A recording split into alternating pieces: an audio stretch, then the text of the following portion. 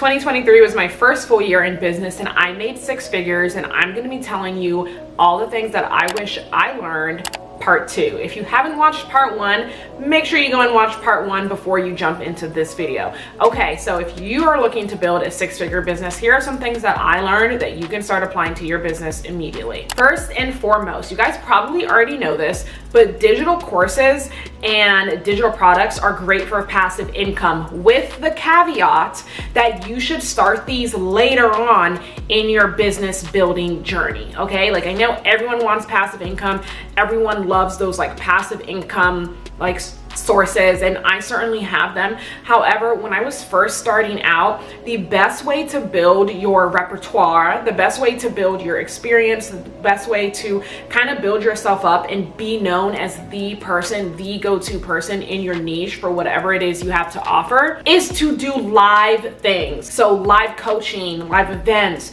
webinars, workshops, etc., etc. It's not the more passive things. Once you really get a strong base built up with these live coaching, these live workshops, these one-on-ones, these group coachings, whatever it may be, then you can direct these people to your courses, to digital products, to help them continue on their journey.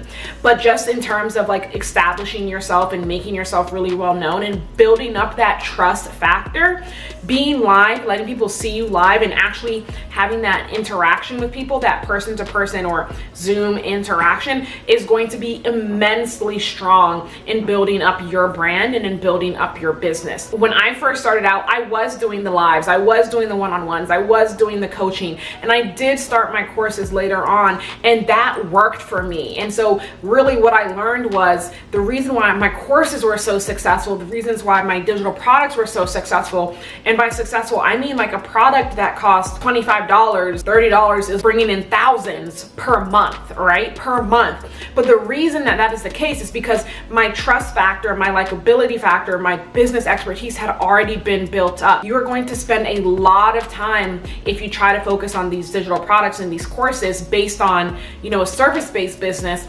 In the beginning, if you try to focus on building that out when people really don't know who you are and they don't know your expertise. So it will do you well to really focus on building that expertise in the beginning before bringing in those non-live digital courses or digital products, right? And also, like, another benefit is my digital products, or the digital courses, I didn't have to do much work on them because I simply took my group coaching videos, because I always record them, and turned that into a course. And so that's another benefit to doing it live first, is because you can then just repurpose it into a course for people to go and watch non-live. Okay, the next thing is don't try to be perfect.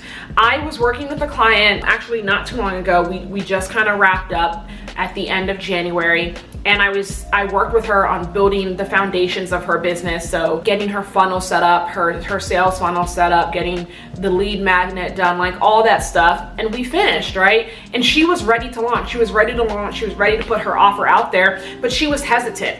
And she admitted this, and she told me this. I feel like a lot of it is imposter syndrome, and the feeling of like, I'm not ready. So do not try to be perfect. Know that not everything has to be perfect before you just get out there and launch, before you just get out there and tell people about your offer. You can always change things down the line. And actually, once you start working with clients, once you start actually getting into the swing of things, you will change things down the line. And so one of the things like a lot of people are maybe unsure of in the beginning is pricing. Don't let that stop you. You can always change your pricing down the line, okay? You can change your pricing at any time. It's your business. It's your business. So don't let the fear of imperfection and this feeling of it's not ready or I'm not ready to stop you from just getting out there and doing whatever it is you want to do. If you want to start that course, if you want to start that coaching, if you want to launch this new offer, just do it. One of the best things I could do,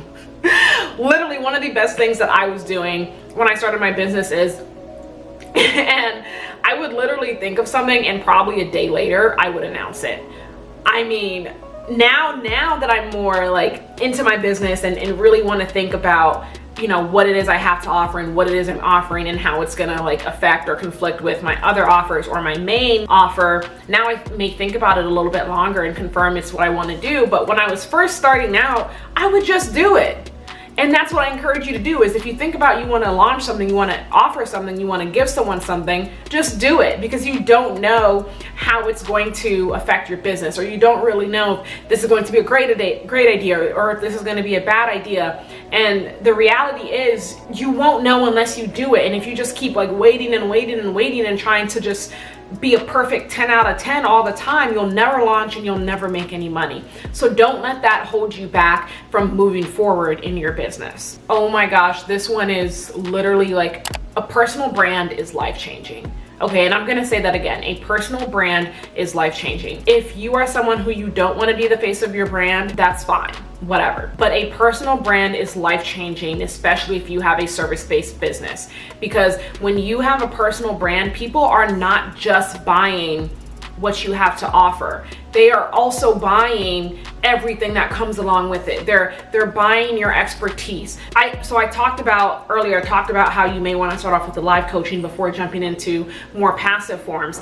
This is part of that, right? If you have a strong personal brand, they'll go buy those non-live things because you created it, right? This personal brand is something that transcends, just like, I'm not buying group coaching, which is like a common thing nowadays, is I'm not buying group coaching.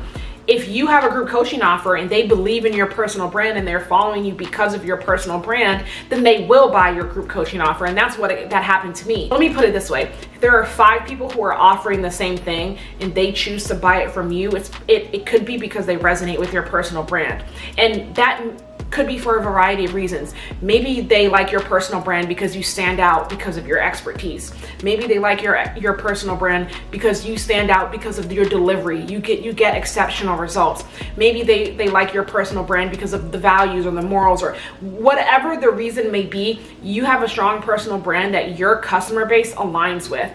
And I was doing this inadvertently. Right? I was doing this inadvertently, but I realized it was a strong portion of my business, right? So every time I was talking about something or giving people advice, not only would I freely give my advice to people who needed it when I could, without, spending 5 hours out of my day, I was talking about my own experiences. I was talking about how I hit all these benchmarks, and so you can hit these benchmarks too. I was talking about my expertise, right? So I was unknowingly at the time positioning myself not only as an expert, but also relating myself to them and showing them like, hey, you can do this too. I've done it, and all these things that I've done, here's how I did it, and here's how you can work your way up to get that too, right?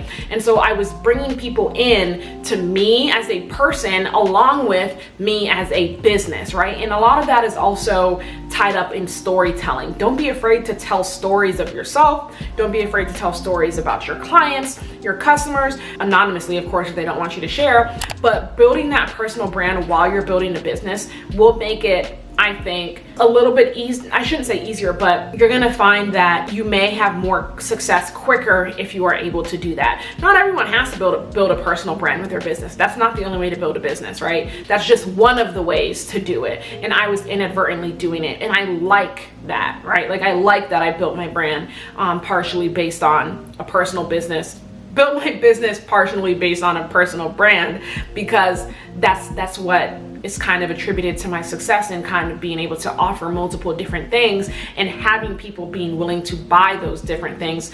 And because they recognize that I'm not going to give them something or offer them something or sell them something that they don't need, right? Because I'm dedicated to my clients, and that's part of being a service-based business. The next thing that I think is most important is just constant learning, okay? Constant learning. I think my first full year in business last year, where I made 6 figures, was one of the most, like, I probably read, I don't even know, I probably read 30 or more. I should have counted, but I probably read 30 or more books and listened to even more podcast episodes. I mean, I learned so much just about building a business in general, and like how I could format my offers and how I could make things more attractive. I learned how to build funnels through reading books. I learned how to go out and do marketing through reading books. I hired a coach for my ads. Like, I was just in this mode of constant learning, which made my business, I think, just shoot up that much quicker. And so I encourage you, if you can, my number one suggestion would be to get a coach. Other than that, my second suggestion would be to books, podcasts, just be in this mode